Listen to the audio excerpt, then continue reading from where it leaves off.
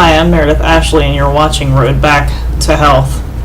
This particular episode, I'm going to be talking about seizures in canines.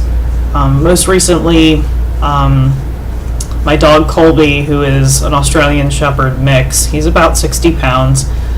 He had, I believe, it was a seizure. At first, I thought it was a stroke. He was walking around the room and came by my feet. I thought he had to go outside, and he collapsed in front of me. He had foaming at the mouth. His eyes were bulging a little bit. It was really scary. I tried to remain calm. I was a bit panicky and upset. I tried to hold him stable, but he literally gave out. His legs gave out, and I made sure he was stable, laying on the ground. I called my husband quickly, and I was just like, what do you want me to do? I mean, I've got the CBD oil. I could try to give him that.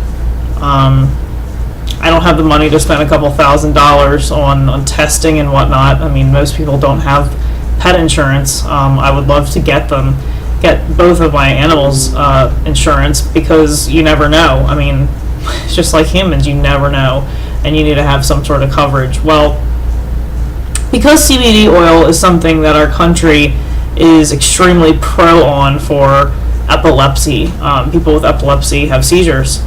They can have them whenever something could trigger it. Now, prior to the episode he was running around. He had just pooped outside, and every time he does that, he comes in, he runs around. I think it's a male dog thing.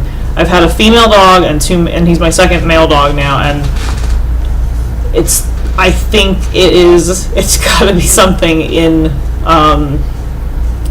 male dogs that make them run around. I mean, it's like someone's grabbing their butt or their leg, and they're so hyper, and the back of their hind legs is just low to the ground, and they're running all over the place, and they're excited. I mean, they can do it before or after. Usually it's after they poop. Well, anyway, this occurred, and I mean, in the state of shock I was in as well, I was like, I gotta do something. I have given him CBD oil before, and I was doing it because he is a hyper dog. He's only a year and a half. He's still learning things, and it's actually, people say it's easy to train an Australian Shepherd. I don't think so. They're extremely hyper. They're way more hyper than a Husky, and I've had a Husky before, a Samoyed, and she was fairly easy to train. My cat inadvertently knows how to sit, lay down. I mean, she's a Siamese, and she's very smart, but I didn't train her at all. She was watching us try to train him. Colby is very stubborn. He's extremely playful. He also has a very loud bark. I mean, Australian Shepherds are known, they're for herding animals on a farm. That was one of the reasons, actually, why I wanted an Australian Shepherd or a mix of some sort.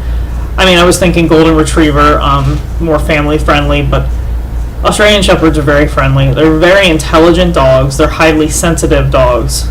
They have sensitive guts as well.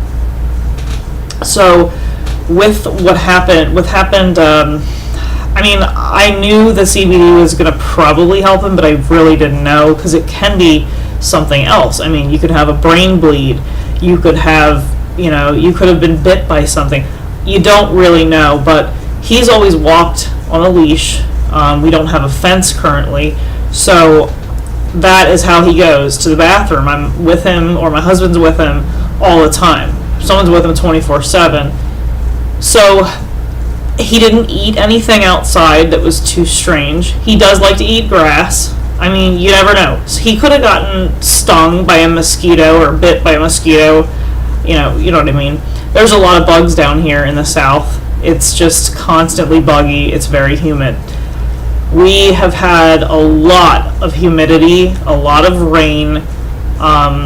I mean, it's been one of the worst summers I've ever experienced. Even up north, I mean, my husband's from New Jersey, I'm from Maryland, and we both are accustomed to humidity, but this has been really, really bad around here. This is the Piedmont Triad area, which we're about north, a little bit north of Greensboro, not that far. So it could have been a combination of his excitement and the humidity, but nothing dramatic has changed in the last few months. So, I mean, we've been used to that kind of weather and his behavior. I don't know if it caught up with him or what.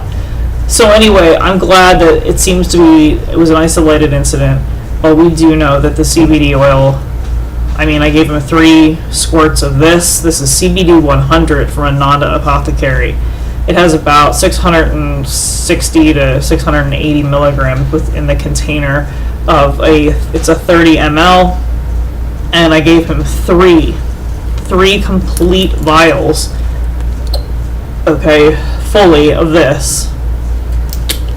So it was, I don't know, between 60 and 80, I guess, milligrams. But it's liquid, so anyway, you do the chemistry.